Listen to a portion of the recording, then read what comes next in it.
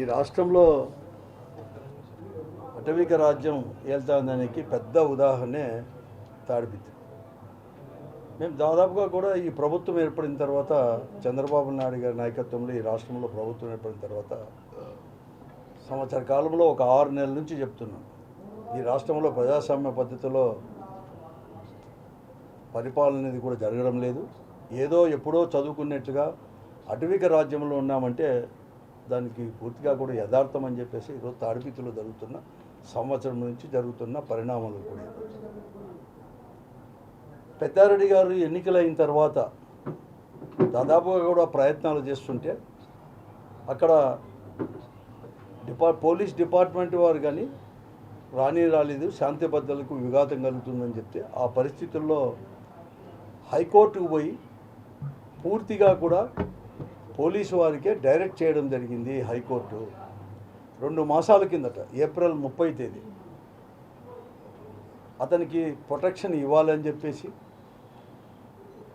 ఎక్కడైనా కానీ నియోజకవర్గంలో పర్యటించేటప్పుడు 4 వెహికల్స్ కంటే కూడా ఎక్కువ అనేది కూడా అతను వెంబడి 4 వెహికల్స్ కంటే ఎక్కువ పోకూడదని చెప్పేసి పూర్తిగా కూడా డైరెక్ట్ చేయడం జరిగింది. డీజీపీ, రాష్ట్ర డీజీపీని, అలాగే అనంతపురం సూపర్ ఎస్పీ గారికి కూడా డైరెక్ట్ చేయడం జరిగింది. 2 నెలల నుంచి కూడా పెద్దారెడ్డి గారు కానీ లేకపోతే పార్టీలో ఉండే సమన్వయకర్తలు అందరూ కూడా పోయి ఎస్పీ గారిని కలిసాం.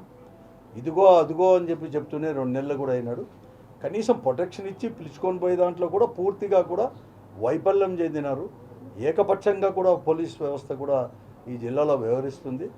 ఆ పరిస్థితుల్లో వైఎస్ఆర్ కాంగ్రెస్ పార్టీ ఒక వారం కింద 5 రోజుల కిందట 25వ తేదీ ఒక పెద్ద కాల్ ఇచ్చింది. Recalling the Chandrababu Naidu manifesto అని చెప్పేసి నియోజకవర్గంలోను, ఆ తర్వాత మండలంలోను, గ్రామస్థాయి వరకు జూలై 30 ఆగస్టు 4వ తేదీ వరకు కూడా కంప్లీట్గా ఈ 35-36 రోజులు కూడా ఒక కార్యక్రమాన్ని కూడా చేపట్టి పని చేయమని చెప్పడం జరిగింది. దాంట్లో భాగంగానే ఈరోజు పెద్దారెడ్డి గారు తాడిపిత్రి నియోజకవర్గం హెడ్ క్వార్టర్స్ అయిన తాడిపిత్రి నియోజకవర్గానికి తన సొంత ఇంటికి కూడా పోయి ఉదయం తెల్లారుజామునే 7-15 మధ్యలో కూడా పోతే వెంటనే అతను ఇంకా కూడా లేదు, ఇంకా కొద్ది మంది కార్యకర్తలు లేకపోతే అక్కడ ఆ నియోజకవర్గానికి సంబంధించిన నాయకులు వస్తున్నప్పుడే పోలీసు వారు మరొక మారు కూడా బలవంతంగా అక్కడ ఉండకూడదని చెప్పేసి, పోలీసు హైకోర్టు ఆర్డర్స్ ఉన్నా కూడా నియోజకవర్గంలో ఉండడానికి వీలు లేదని చెప్పేసి తీసుకొని రావడం కూడా, బయటికి తీసుకొని వచ్చేసి మళ్ళీ అనంతపురంలో ఆయన సొంత ఇంటిలోనే విడిచిపెట్టి రావడం, దాదాపుగా కూడా బలవంతంగా కూడా పోలీస్ బందోబస్తుతో కూడా తీసుకొని వచ్చి విడిచిపెట్టడం చెప్తాను. ఇదేం ప్రజాస్వామ్య పద్ధతి? పోలీసు వ్యవస్థను మేము ఇప్పుడే చెప్తున్నాం. ఈ కూటమి ప్రభుత్వం వచ్చినప్పటి నుంచి కూడా వ్యవస్థలన్నీ కూడా విధ్వంసం అనేది కూడా సృష్టించినారు, విధ్వంసంగా చేస్తున్నారు. దాంట్లో ఈ పోలీస్ వ్యవస్థ కూడా. నేను ఒకటే అడుగుతున్నాను, పోలీస్ వ్యవస్థ మీరు ఎవరి కోసం పనిచేస్తున్నారు? మీరు రాజ్యాంగబద్ధంగా మీరు వ్యవహరిస్తున్నారా లేదా? ఒత్తురు ఆత్మ పరిశీలన చేసుకోమని చెప్పి నేను అడుగుతున్నాను. డిపార్ట్మెంట్లో ఐపీఎస్ ఆఫీసర్కు అందరికి కూడా నేను అడుగుతా ఉన్నాను. అసలు మీరు మీ డ్యూటీ సక్రమంగా చేస్తున్నారా? ఎవరు మీరు చట్టం అని చేసేది హైకోర్టు ప్రకారం మీరు పోతారా? లేకుంటే మీ డీజీపీ వాళ్ళు ఏమైనా కానీ ఉత్తర్వులు ఇచ్చేసారా? మీ పోలీస్ డిపార్ట్మెంట్ కానీ ప్రభుత్వం కానీ ఏమైనా ఉత్తర్వులు ఇవ్వడం జరిగిందా? లేకుంటే మీరు పెద్దారెడ్డికి ఆ నియోజకవర్గంలో ఏమన్నా కానీ అరాచకం పనులు కానీ ఏదైనా చేసి ఉంటే మీరేమన్నా అతన్ని ఏమన్నా ఆ నియోజకవర్గంలో కాలు పెట్టకూడదని బహిష్కరించినారా అధికారికంగా అని చెప్పి నేను అడుగుతాను. ఎన్నికల కంటే ముందు, ఆ రోజు కౌంటింగ్ కాకుండా ముందు అక్కడ శాంతి భద్రతలకు విఘాతం కలుగుతుందని చెప్పేసి వైఎస్ఆర్ కాంగ్రెస్ పార్టీ వారిని కానీ అలాగే తెలుగుదేశం పార్టీ అంటే కూటమి పార్టీ వారు అందరినీ కూడా పేర్లు పెట్టి వీరందరినీ కూడా కౌంటింగ్ అయిపోయేంత వరకు అంటే 15 రోజులు 20 రోజులు మాత్రం ఆ నియోజకవర్గ హెడ్ క్వార్టర్లో ఉండొద్దు అని చెప్పిన మాట మాత్రం వాస్తవం. అధికారికంగా సంవత్సరం పైన అయిపోయింది, 13 నెలలు పూర్తి కావస్తూ ఉంది.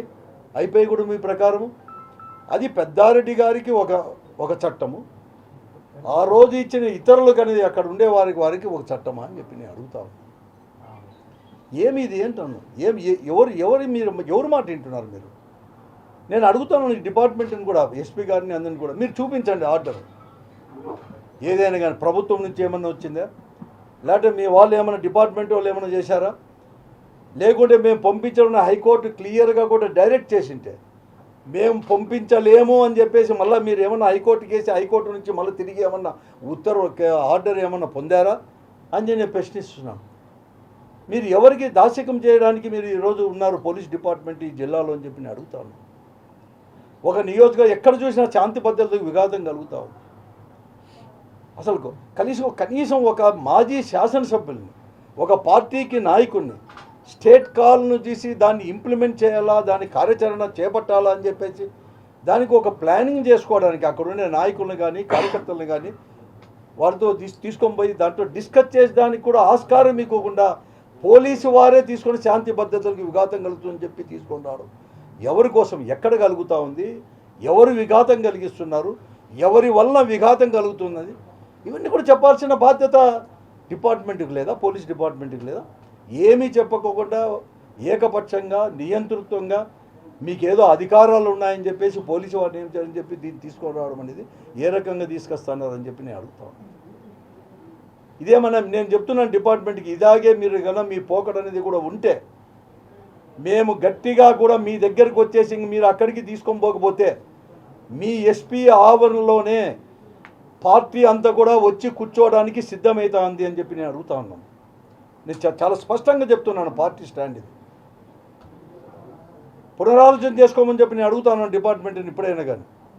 వెంటనే పెద్దారెడ్డి గారిని వెంటనే ఆ ఇంటిలో తాడిపిత్తుల్లో అతను సొంత ఇంటిలో చేర్చాల్సిన బాధ్యత, తీసుకొచ్చిన బాధ్యత పోలీసు వారిదే. దీనికి లేకుంటే ఇది ఎంతవరకు పోతాం. ఇదే కాదు, ఇంత పెద్ద ఎత్తున పోలీసు వారికి చాలా ఎక్కువ పనులు ఉన్నాయి జిల్లాలో, డిపార్ట్మెంట్కి చాలా ఎక్కువ పనులు. విచ్చలవిడిగా మద్యం వ్యాపారం జరుగుతూ ఉంది.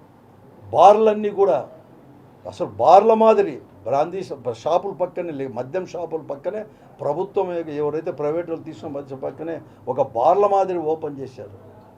ఇవన్నీ చేసిన దాన్ని మాత్రం అరగట్టలేరు. మేము చెప్పడమే కదా, అసలు కోడే కూస్తుంది, దేశమంతా కూడా జిల్లా అంతా కూడా కూస్తుంది. దానిపైన చేయలేకపోతున్నారు పోలీసు వాళ్ళకి మాత్రం. కానీ దీనిపైన మాత్రం వెంటనే తీసుకొని వచ్చేసి పెద్ద ఆడి పోకూడదు, ఎవరు పోకూడదు, ఎక్కడ తీసుకొస్తారు, ఇవ్వండి మాకు రిటర్న్లో ఇవ్వండి, మీరు ఎందుకు రాకూడదని చెప్పేసి. అటువంటి పరిస్థితులు ఎక్కడున్నాయో చెప్పండి. అటువంటి పరిస్థితులు ఉంటే అక్కడ ఎందుకు నీకు ప్రశాంతంగా ఉందని చెప్పేసి ఉన్నారు. ఏ సెక్షన్లు పెట్టారు తాడిపిత్తుల్లో, ఏమీ చెప్పుకోకుండా ఇవన్నీ తీసుకున్నాను. చాలా అన్యాయం. ఇంత నియంతృత్వంగా ఇంత చేసుకుని కాదు ఇది. నేను చెప్తున్నాను, మీ డిపార్ట్మెంట్ని, పోలీస్ డిపార్ట్మెంట్ని పోలీసు వారే వారి స్థాయిని వారే దిగదార్చుకున్నట్లు తప్ప మరొకటి కాదు. అసలు అందరూ పోలీస్ డిపార్ట్మెంటే ముఖ్యంగా అసలు ఎందుకు వచ్చిందో కానీ ఐపీఎస్ లాంటి వాళ్ళు, డిఎస్పీ లాంటి వాళ్ళు, ఇటువంటి వాళ్ళు కూడా ప్రభుత్వ ఉద్యోగులు కూడా వారు తలదించుకునే కార్యక్రమాలు చేయొద్దని చెప్పేసి కూడా నేను పోలీస్ డిపార్ట్మెంట్ ప్రత్యేకంగా ఈ జిల్లా సూపరింటెండెంట్ కానీ అడిషనల్ ఎస్పీ, అక్కడ ఉండే అడిషనల్ ఎస్పీ ఎవరైతే ఉన్నారో డిఎస్పీ గారు, డిఎస్పీ దాంట్లో ఉన్నాడో ఆయనకి ప్రత్యేకంగా చేస్తుంది.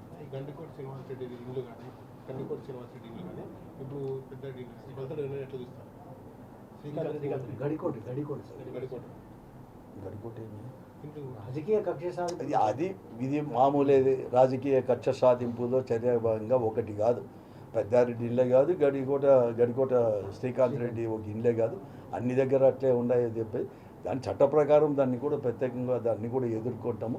ఏదైనా తప్పు నిజంగా కూడా తప్పు చేసింటే ఎవరైనా చర్యలు తీసుకోవచ్చు, దాంట్లో ఏం లేదు. కానీ ఊరికే కేవలం ఏదో ఒకటి అడ్డం పెట్టాలని, లేకపోతే వాళ్ళని సతాయించాలని చెప్పేసి ఈరోజు ఈ రాష్ట్రంలో ప్రభుత్వం అనేది వేరే పని చేయకోకుండా నిత్యకృతమైపోయింది. కేవలం దానికే అదే పనికే ఉండేట్టు అసలు ప్రభుత్వమే లేదు. ప్రభుత్వము ఇప్పుడుండే వ్యవస్థలంతా కూడా విధ్వంసం చేసింది. వారు అందరూ కేవలం వారి యొక్క అవినీతి కావచ్చు, లేకపోతే వారి వైఫల్యాలు కావచ్చు, లేకపోతే వారు ఏదైతే హామీలు ఇచ్చారో, ఎన్నికల మేనిఫెస్టోలో ఇచ్చారో అవి అమలుపరచలేకుండా డైవర్షన్ పాలిటిక్స్లో ఇవన్నీ కూడా భాగమే కానీ మరొకటి కాను కూడా కాదు. ఈరోజు మద్యం వ్యాపారం చూస్తున్నాం, సిట్ అనేది జరుగుతూ ఉంది. 2 నెలలు 3 నెలల నుంచి పొడిగించుకోవడమే జరుగుతూ ఉంది. ఇంకా అక్కడ సాయంకాలం జరిగిపోతానే మరుసటి రోజు అంతే 7-8 గంటల్లో 9 గంటల్లోనే ప్రింట్ అయిపోయి ఏం జరిగింది కూడా వస్తున్న పరిస్థితులు. అంటే వ్యవస్థ ఎంత దిగజారిపోయిందో ఇంతకంటే చెప్పాల్సిన అవసరం కూడా లేదు. అటువంటివన్నీ ఏదైనా ఉంటే కానీ మేము దాన్ని చేస్తాం. మేము we are ready to face. Coffee ఇమ్మని ఎంతసేపే చెప్పేది తేలేదా అంటారులే చల్లార్చి